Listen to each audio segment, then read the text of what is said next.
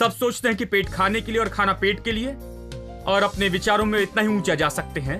लेकिन बाइबल कहती है कि देह प्रभु के लिए और प्रभु देह के लिए है। यानी जब आप देह के बारे में सोचते हैं तो हमेशा सोचे कि ये प्रभु के लिए है, और जब आप प्रभु के बारे में सोचे तो ये सोचे कि वो आकर आपकी देह में रहना चाहता है।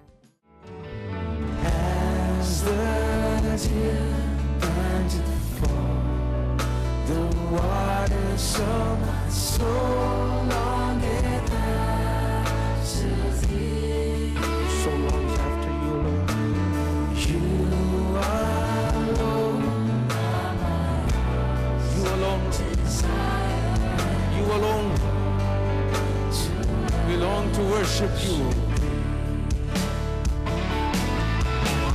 You alone are my strength, my shield.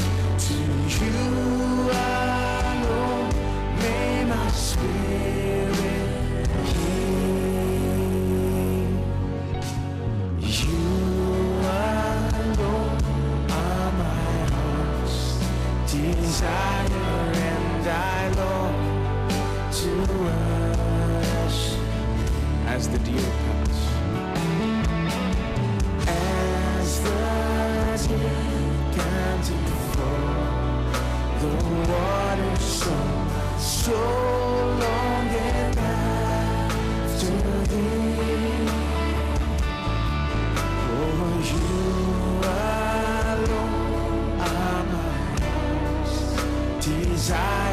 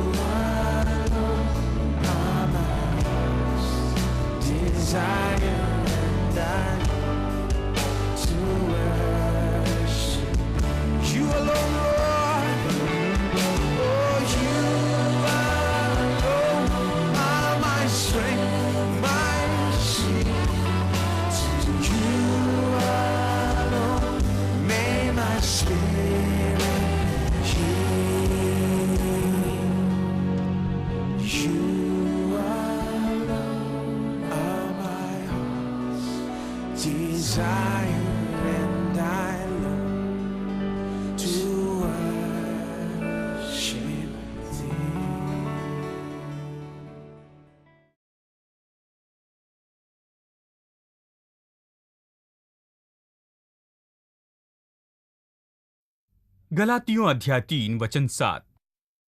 अतः ये जान लो कि जो विश्वास करने वाले हैं वे ही अब्राहम की संतान हैं। कितने लोग जानते हैं कि आप अब्राहम की संतान हैं? आप अब्राहम की संतान हैं क्योंकि आप विश्वास से हैं। पवित्र शास्त्र ने पहले से ये जानकर कि परमेश्वर अन्य जाति को विश्वास से धर्मी ठहराएगा, पहले ही अब्राहम को यह सुसमाचार सुना दिया कि तुझ में सब जातियां आशीष पाएगी। मैं चाहता हूं कि इस सच्चाई पर गौर करें कि सुसमाचार अब्राहम को प्रचार किया गया। हमने सोचा कि केवल यीशु के आने के बाद सुसमाचार आया, लेकिन यहां यह कहता है कि सुसमाचार अब्राहम को प्रचार किया गया। अब्राहम तो यीशु के आने के बहुत पहले जी रहा था, लेकिन यह कहता है कि अब्राहम को सुसमाचार प्रचार किया गया। मैं आपको कुछ पॉइंट्स बताना चाहता हूं क्योंकि हम देख रहे हैं प्रभु की आशीष।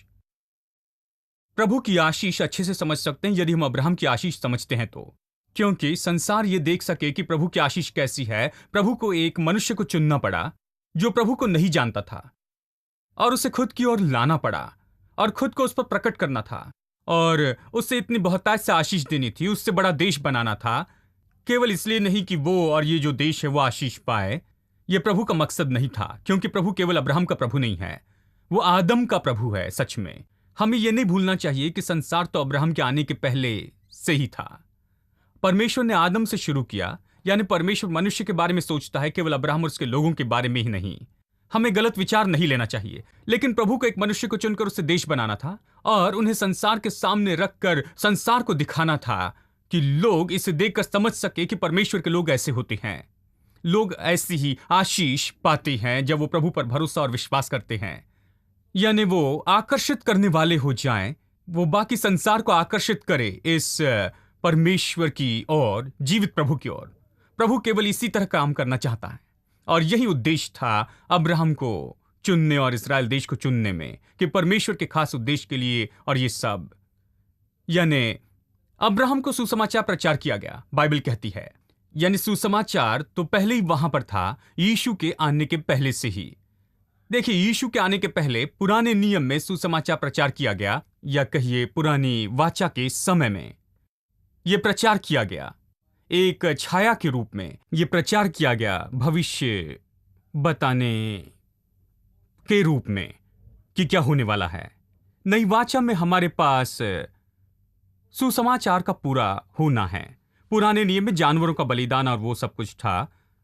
हमारा परमेश्वर जानवर के बलिदान में विश्वास नहीं करता, लेकिन वो ये चाहता था कि वो दिखाना चाहता था कि यीशु मसीह बलिदान हो जाएगा, और दिखाने के लिए और दर्शाने के लिए उसे जानवर और जानवरों का बलिदान चाहिए था। और ये सब कि लोगों को वो सुसमाचार के बारे में सिखा सके पुरानी वाचा में। और ये सब यानी पुरानी वाचा में सुसमाचार के बारे में पहले बताया गया, और नई वाचा में सुसमाचार पूरा हो गया। नई वाचा में सुसमाचार पहले ही हो गया है, पुरानी वाचा में इसके बारे में बताया गया था। यानी सुसमाचार तो हमेशा ही वहां पर था। मैं ये इसलिए कहता हूं क्योंकि जब हम आशीष के बारे में कहते हैं, बहुत से लोग विश्वास नहीं कर पाते कि सुसमाचार एक पैकेज के रूप में आता है प्रभु की आशीष का। वो सुसमाचार को जोड़ते हैं केवल पापों की क्षमा से, कि आप मसीह के पास आए और प्रभु यीशु पर विश्वास करें तो आप उद्धार पाएंगे और आपके पाप माफ किए जाएंगे, और कल जब आप मर जाएंगे तो स्वर्ग में जाएंगे, प्रभु की सारी आशीष का आनंद उठाएंगे। यही सामान्य रूप में हमें बताया जाता है। लेकिन बाइबल हमें पूरी तरह से अलग सिखाती है। यह हमें सिखाती है कि सुसमाचार केवल पापों की क्षमा नहीं है और बाद में स्वर्ग में जाना नहीं कि आशीष पाए। सुसमाचार तो आशीष के बारे में है जो परमेश्वर ने अब्राहम को दी थी, और कैसे आशीष हम तक यीशु मसीह के द्वारा आती है। इसलिए यह कहता है, परमेश्वर इन बातों को देखकर कि सब अब्राहम के द्वारा आशीष पाएंगे, उससे सुसमाचार प्रचार किया और कहा कि तुझ में सारे पृथ्वी के कुल आशीष पाएंगे। यह सुसमाचार है। अब्राहम को सुसमाचार प्रचार किया गया, वो क्या है कि सब लोग आशीष पाएंगे। यानी सुसमाचार एक तरह से इस बारे में है कि कैसे सब आशीष पाएंगे, उन्हीं आशीष से जिससे अब्राहम ने आशीष पाई थी। अब वचन 9, विश्वास करने वाले वे विश्वासी अब्राहम के साथ आशीष पाते हैं। वचन 13, मसीह ने जो हमारे लिए श्रापित बना, हमें मोल लेकर व्यवस्था के श्राप से छुड़ाया, क्योंकि लिखा है जो कोई काट पर लटकाया जाता है वो श्रापित है। यह इसलिए हुआ कि अब्राहम की आशीष मसीह यीशु में अन्य जातियों तक पहुंचे। मैं यहीं रुकना चाहता हूं। क्रूस हुआ कि अब्राहम की आशीष अन्य जातियों तक पहुंच सके। यानी सुसमाचार कलवरी के क्रूस के बारे में है कि वहां पर क्या हुआ, वहां यीशु कैसे मरा, और उसके द्वारा कैसे अब्राहम की जो आशीष है वो अब हम सब पर आ गई है जो यीशु मसीह पर विश्वास करते हैं। मेरे साथ निकाले यशायाह अध्याय 1, यशायाह अध्याय 1 वचन 18। ये एक अद्भुत वचन है। वचन 18 और 19, आओ हम आपस में वाद विवाद करें, चाहे तुम्हारे पाप लाल रंग के हो तो भी हिम के समान उजले हो जाएंगे, चाहे अर्गवानी रंग के हो तो भी ऊन के समान होगी। अब अवश्य ये इसके बारे में कह रहा है कि कैसे सारे पापों के साथ प्रभु के पास आ सकते हैं और फिर आपके पाप धोए जाएंगे और परमेश्वर आपके पापों को दूर करके संपूर्ण करेगा, परिपूर्ण करेगा। वो कहता है, आओ चाहे तुम्हारे पाप लाल रंग के हो तो भी हीम के समान होंगे, वो शुद्ध करेगा, चाहे वो अर्गवानी रंग के हो वो ऊन के समान श्वेत हो जाएंगे। प्रभु कहता, आओ तुम्हारे पापों की समस्या से निपटूंगा। अब मैं मसीह पृष्ठभूमि में बढ़ाया गया हूं, और पुराने दिनों में मैंने बहुत से सुसमाचार प्रचार को सुना जो इस वचन पर आधारित था। यशायाह 1:18 पसंदीदा वचन है बहुत से प्रचारकों का, जो प्रचार करते, आओ अपने पापों के साथ आओ, प्रभु तुम्हें शुद्ध करेगा, तुम्हें धोकर परिपूर्ण करेगा, तुम्हें शुद्ध करेगा, और आपके पाप जो भी हो आओ प्रभु तुम्हें शुद्ध करेगा। यह अद्भुत संदेश है।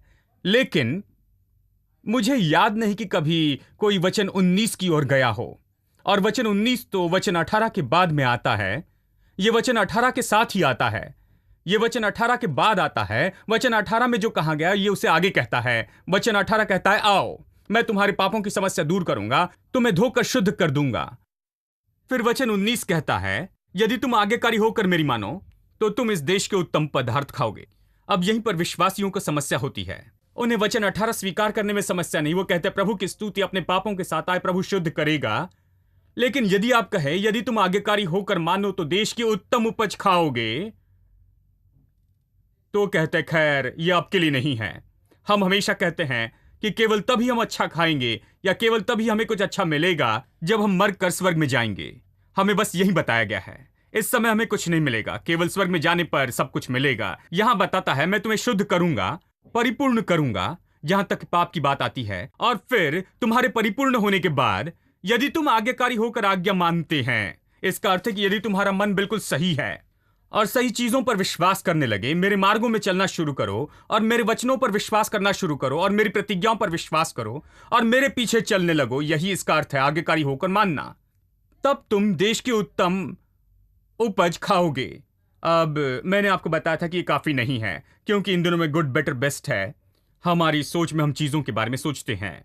तो मैंने आपको बताया था कि ये केवल अच्छा ही नहीं, तुम देश की सबसे उत्तम उपज खाओगे, यही इसका अर्थ है। यह स्वर्ग का सबसे उत्तम नहीं, अवश्य हम मरने के बाद जब स्वर्ग में जाएंगे तब वहां पर उसे खाएंगे। लेकिन इस समय हम यहां पर है, ये कहता है कि हम कैसे देश की उत्तम उपज खाएंगे। लोग ये विश्वास नहीं करते, इसलिए इनके पास नहीं है।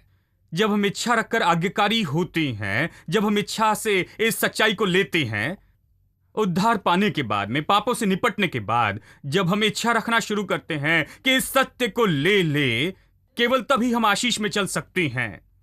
आशीष अपने आप में नहीं आती है, आपको कुछ करना है, इच्छा रखकर आज्ञाकारी होना है। ये दो शर्तें हैं जिस पर बाकी सब आधारित है। आप उद्धार पाकर स्वर्ग में जा सकते, लेकिन देश के उत्तम उपज खाने के लिए इच्छा रखकर आज्ञाकारी होना है। यदि आप इच्छा रखकर आज्ञाकारी ना हो तो मरकर स्वर्ग में जाएंगे, लेकिन आप देश के उत्तम उपज नहीं खा सकेंगे। हेलो, क्या आप यहां हैं? इसके बारे में बहुत स्पष्ट हो जाए। स्वर्ग नहीं चूकेंगे, लेकिन आप इस पृथ्वी पर सारी आशीष चूक जाएंगे।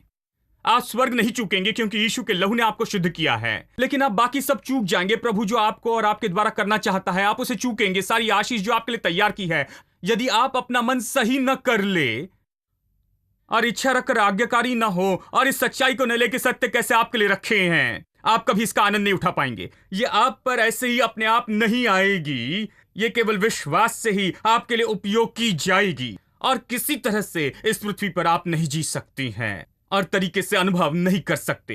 हमारा विश्वास, देखिए प्रभु हमसे लोगों जैसे व्यवहार करता है, वो हम पर ऐसे फेंक नहीं देता।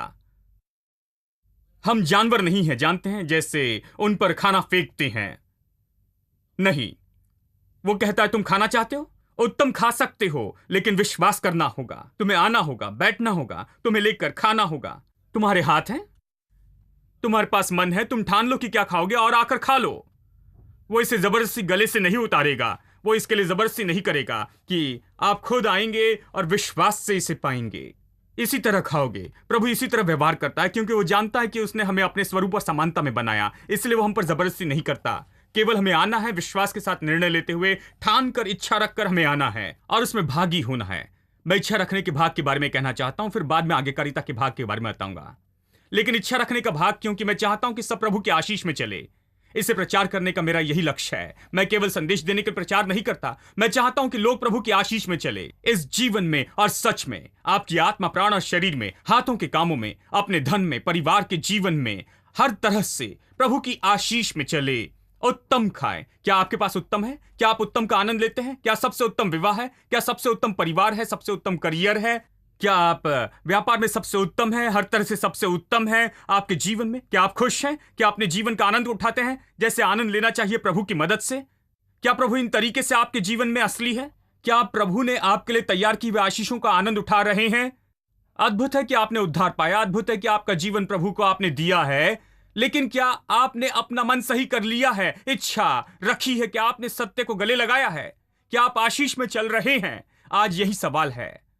बहुत से लोग आशीष में नहीं चल सकते हैं, क्योंकि खासकर वो सोचते हैं कि उद्धार में, सुसमाचार में केवल पापों की क्षमा है और फिर स्वर्ग में जाना है। यानी कुछ लोगों को मैंने कहते हुए सुना है, जानते हैं, मेरे जैसे लोगों के बारे में वो कहते हैं, ये साइड इशू बता रहे हैं, साइड इशू का प्रचार करते हैं, जैसे चंगाई और संपन्नता। हम केवल सुसमाचार प्रचार करते हैं, हम सुसमाचार प्रचार करते कि लोग उद्धार पाए और एक दिन स्वर्ग में जाए, लेकिन ये भाई साइड इशू प्रचार करती है। इनके लिए साइड इशू तो चंगाई, संपन्नता और ये सारी चीजें हैं, और ये सारी दूसरी चीजें जो उसके साथ आती। लेकिन मैं आपको दिखाना चाहता हूं ये साइड इशू नहीं, ये मुख्य इशू है, ये पैकेज के रूप में आता है। ये साइड इशू नहीं है। आज मैं आपके लिए साबित करना चाहता हूं ये साइड इशू नहीं है। यानी चलिए मैं चंगाई के बारे में कुछ बताना चाहता हूं, क्योंकि मैंने चंगाई के बारे में बहुत कुछ बताया है।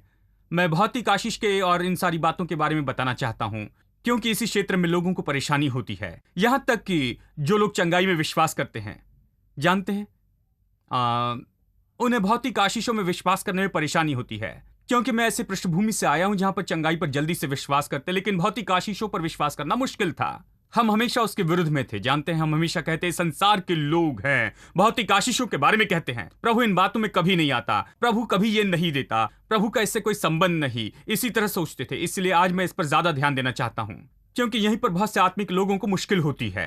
लेकिन मैं आपको चंगाई के बारे में कहना चाहता हूं। क्या चंगाई आपके लिए है? क्या यह सुसमाचार का भाग है? यह उद्धार का भाग और हिस्सा है?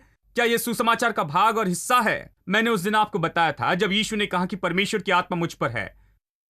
सबसे पहले उसने यह बताया कि क्या करे, कि कंगालों को सुसमाचार प्रचार करे। ये यहां पर भौतिक आशीषें हैं, लेकिन बहुत से लोग कहते हैं ये तो आत्मिक गरीबी है। ये कैसे हो सकता है?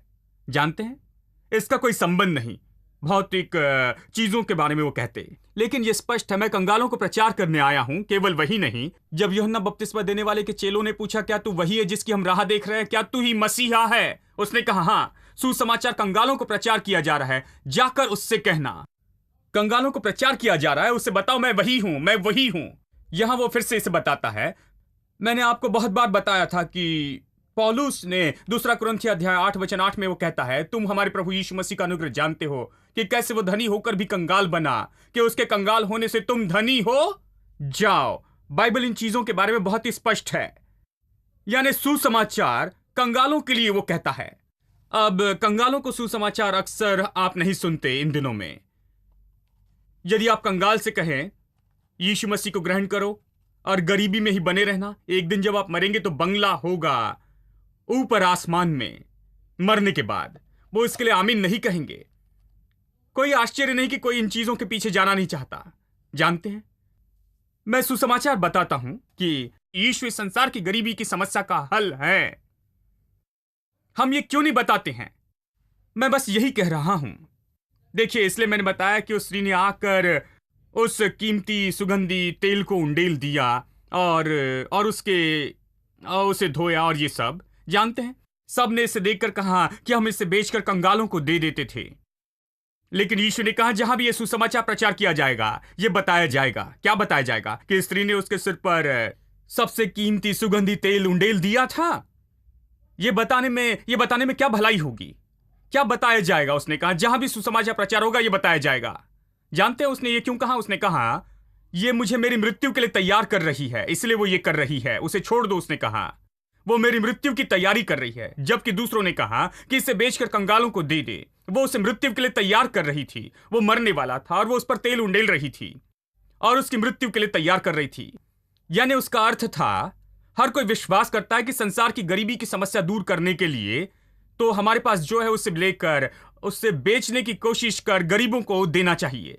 यही सारी समस्या का हल है। वो ये सोचते हैं स्वाभाविक रूप में। लेकिन इस स्त्री ने इसकी समझ पाई, इसका प्रकाशन पाया। उसने विश्वास किया कि यह मरेगा और इसकी मृत्यु में गरीबी की समस्या के लिए हल है। यही तो बताया जाएगा, उसने कहा। इसलिए उसने कहा जहां भी सुसमाचार प्रचार किया जाएगा यही बताया जाएगा। क्या बताया जाएगा? जो बात बतानी है वो यही है, संसार की गरीबी की समस्या हमारे सारे भले कामों के द्वारा हल नहीं हो सकती, चाहे वो कितने भी अच्छे हो। चलिए उसे करते रहते हैं, क्योंकि जानते हैं आप जानते हैं ये हो चुका है, ये बहुत व्यवहारिक है ये सब। जब हमारे पास कोई खाना मांगने के लिए आता है हम उन्हें खाना देते हैं, कपड़े के लिए आए तो कपड़े देते हैं, और बाइबल हमें बताती है कि हम ऐसे करना है। लेकिन बात तो ये है कि हल तो ये नहीं कि हम क्या कर सकते हैं। गरीबी की समस्या का हल यह है कि यीशु ने जो किया है जब वो कलवरी के क्रूस पर मरा। मैं जो कर सकता वो करता हूं। यदि कोई मेरे पास आए और जानते हैं वो कहे कि मैंने खाना नहीं खाया, तो शायद मैं उन्हें खाना दूंगा। लेकिन हल तो मेरा खाना देना नहीं है, क्योंकि मैं उन्हें हर दिन खाना नहीं दे सकता। यीशु ने कलवरी के क्रूस पर जो कुछ किया वही उसका हल है। ठीक है, और मैं यहां लोगों को यही बताने की कोशिश कर रहा हूं। चलिए पहले चंगाई के बारे में कुछ देखते हैं और फिर इन बातों में आगे बढ़ेंगे, क्योंकि मैं इसे मजबूत करना चाहता हूं। चलिए अब पहला कुरिन्थियों अध्याय 6, पहले इसकी देह को देखें। वचन 13। आइए देखते हैं कि क्या आप देह को समझते हैं। भोजन पेट के लिए और पेट भोजन के लिए है।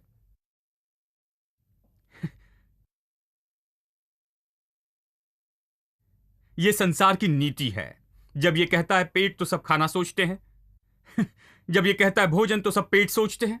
वो सोचते खाना पेट के लिए और पेट खाने के लिए। यह मैच करता है, जैसे जूते पैरों में फिट होते हैं।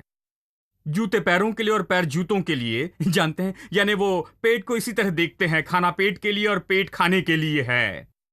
और देखिए पौलुस क्या कहता, यह कहता है भोजन पेट के लिए और पेट भोजन के लिए है, परंतु परमेश्वर दोनों को नष्ट करेगा। परंतु देह व्यभिचार के लिए नहीं, वरन प्रभु के लिए है। मैं चाहता हूं कि आप ध्यान दें और इस शब्द को रेखांकित करें कि देह प्रभु के लिए है। सब लोग कहे देह प्रभु के लिए है। यह एक बात हर विश्वासी को समझना होगा। हमारे पास देह क्यों है? हमारे पास देह क्यों है? बाइबल स्पष्ट कहती है कि देह प्रभु के लिए है।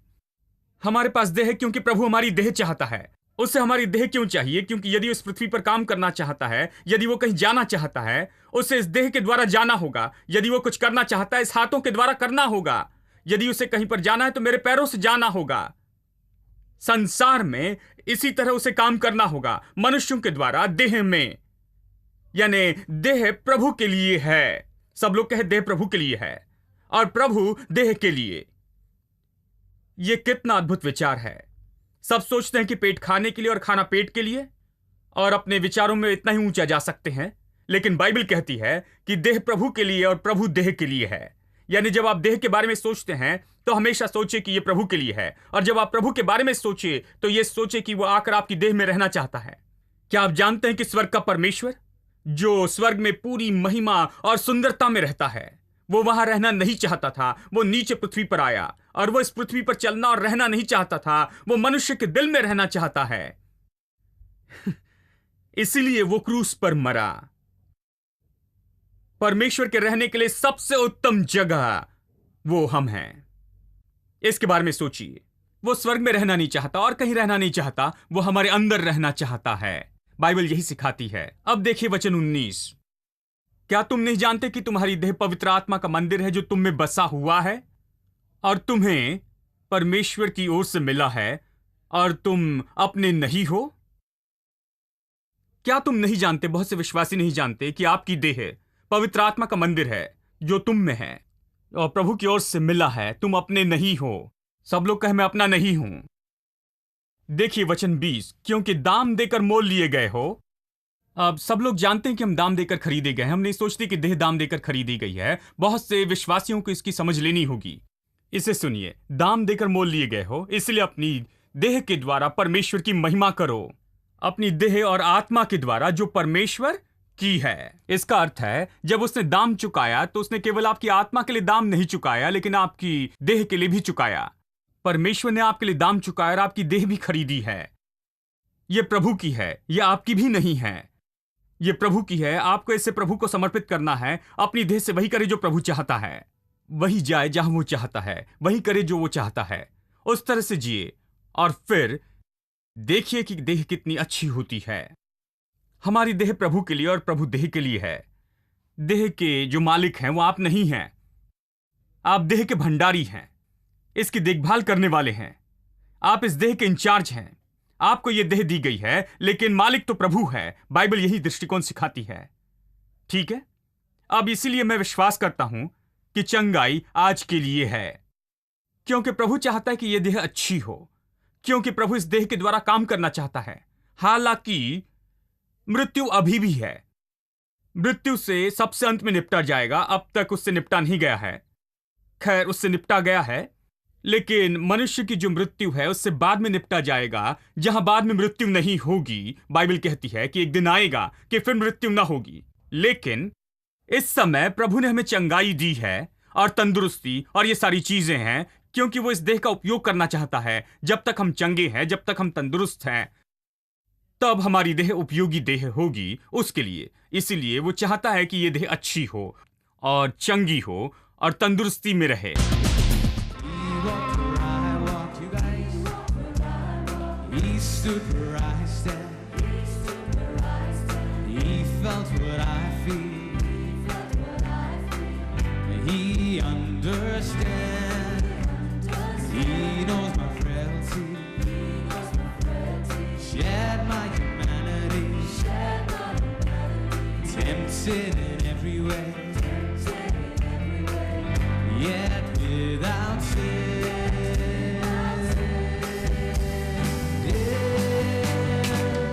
God with us, so close to us.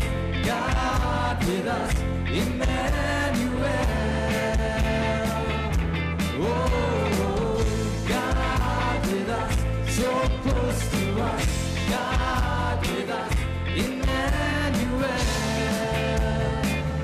Emmanuel. One of a hated race, you guys.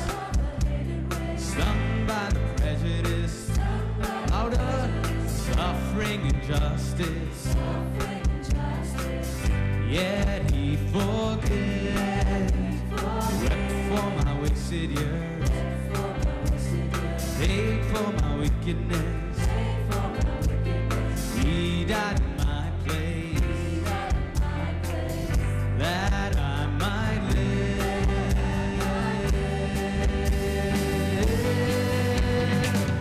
God with us, so close to us. God with us, Emmanuel. Oh, God with us, so close to us. God with us, Emmanuel. Oh, God with us, so close to us. God with us, Emmanuel. One last time. Oh, God with us, so close to